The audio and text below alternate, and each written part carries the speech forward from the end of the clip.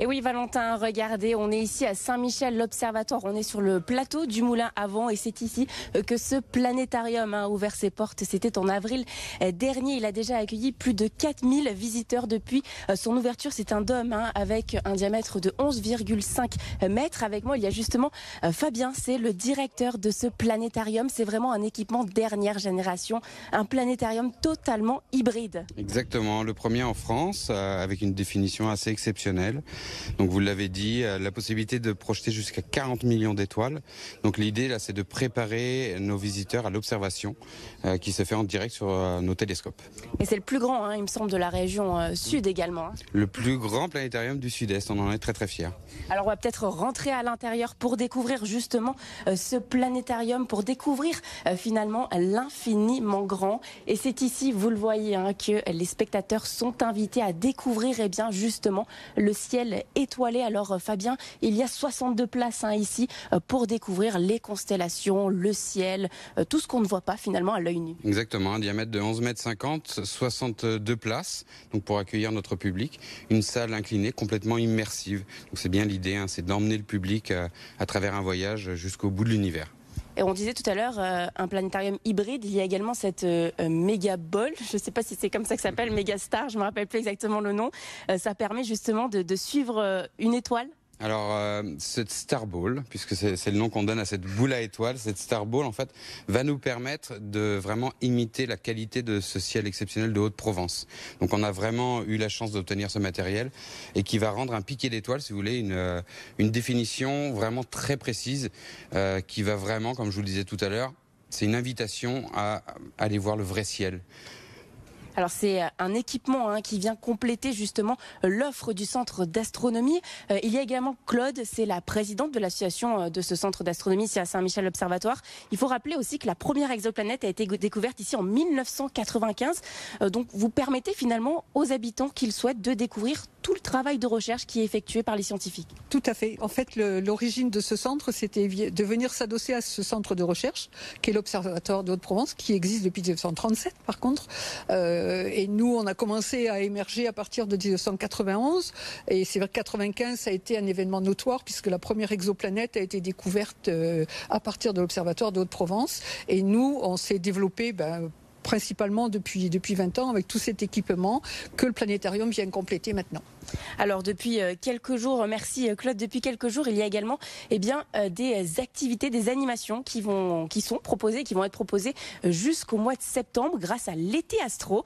Plusieurs rendez-vous pour découvrir le soleil, les étoiles, les exoplanètes. Comment ça va se dérouler un petit peu? Comment est-ce qu'on fait découvrir au public tout ce qu'on ne connaît pas, tout ce qu'on n'arrive pas à voir? Alors la nouveauté pour 2022, la première chose c'est qu'on va être ouvert 7 jours sur 7. On va pouvoir accueillir le public du dimanche au dimanche avec des séances plutôt dédiées aux enfants sur les rendez-vous de la matinée.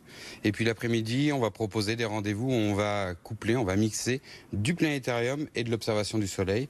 Et enfin, pour finir, chaque jour, une soirée d'observation en extérieur, où on va vous faire découvrir les objets du ciel profond à travers les télescopes. Il y aura également des projections qui vont être effectuées sur ce dôme. Alors on ne peut pas vous le montrer parce que si on projette quelque chose, on va devoir se plonger dans le noir. On arrive un petit peu à voir la Lune derrière nous. Comment ça va se dérouler un peu ces projections? Sur nos rendez-vous dédiés à l'observation du soleil, en effet, ça aussi c'est une grande nouveauté. On va pouvoir projeter les protubérances, donc l'activité solaire, si vous voulez, en direct. Chaque jour, elle va être commentée par nos médiateurs scientifiques. Et donc ça va se situer ici, dans le planétarium.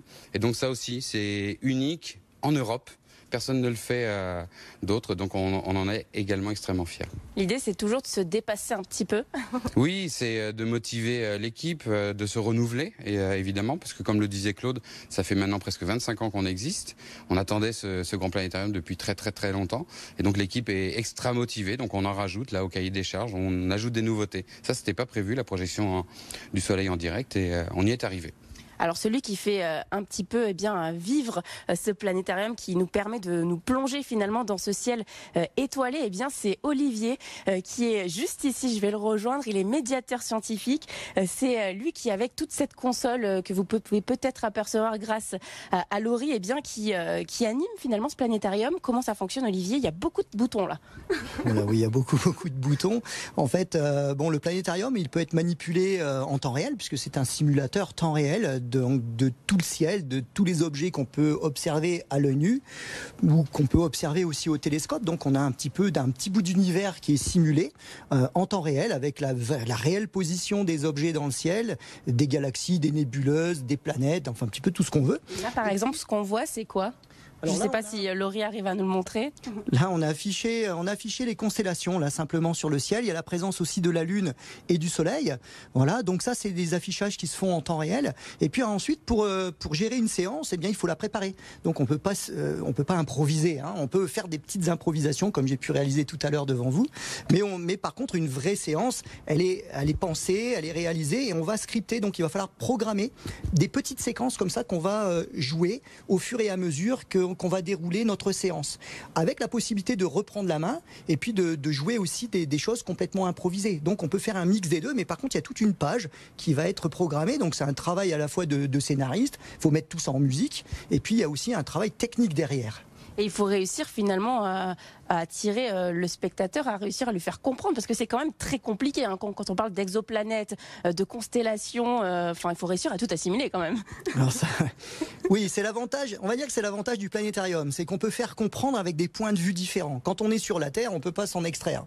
Alors que quand on est dans un planétarium, on va pouvoir aussi s'extraire de la Terre, voir les planètes depuis l'espace, depuis le système solaire, et donc on va pouvoir comme ça changer de point de vue et faire comprendre les différents mouvements, comment se comportent les planètes dans le système solaire. On peut même s'extraire du système solaire, voir notre place dans notre propre galaxie, parmi les étoiles, et aussi voir où sont les autres étoiles. Et les exoplanètes, on les a découvertes autour des étoiles qui sont extérieures à notre système. Et là, ici, on a toutes les bases de données qui permettent justement d'afficher aussi ces exoplanètes, où est-ce qu'elles ont été découvertes. Donc là, on a travaillé avec Guillaume Hébrard de l'Observatoire de Haute-Provence. Et ce qui est sympa, justement, c'est que lui a cette connaissance de ses positions et il participe aussi à tout ça. Et vous montrez surtout celle qui a été découverte ici, à Saint-Michel. Alors absolument, à l'Observatoire de Haute-Provence, je tiens à préciser qu'au Centre d'astronomie, on n'a pas découvert d'exoplanètes. Par contre, on travaille en collaboration avec l'Observatoire de Haute-Provence, et cette séance, elle a été initiée par le Centre d'astronomie, et Guillaume Hébrard a proposé sa collaboration. Donc pour nous, c'est très très précieux. Et il faut savoir que nos élèves de lycée qui viennent pendant l'année peuvent observer et réaliser les mêmes manips que les scientifiques. Et donc on a ce crédit qui est offert par l'Observatoire de Haute-Provence, par des chercheurs comme Guillaume, qui lui va nous donner un crédit à ces observations réalisées par des lycéens quand même. Donc pour eux, c'est vraiment gratifiant parce que dans leur cursus d'études, ils peuvent montrer qu'ils sont capables de faire aussi ces transits, et nous aussi, on peut les faire avec nos instruments. Merci beaucoup Olivier pour toutes ces précisions, toutes ces explications. On va nous retrouver juste pour un petit dernier mot. Fabien, combien de personnes on attend à peu près pour cet été Astro? Alors, on attend à peu près 15 000 personnes pour cet été. Donc, avec beaucoup de scolaires aussi peut-être Alors là, on va plutôt passer sur le public vacances, les enfants en vacances. Donc on va recevoir à peu près 500-600 jeunes durant tout l'été. Premier rendez-vous, ce sera le 20 juillet, c'est bien ça hein? Exactement, le 20 juillet pour une conférence autour des trous noirs proposée par Pierre Henriquet. Voilà.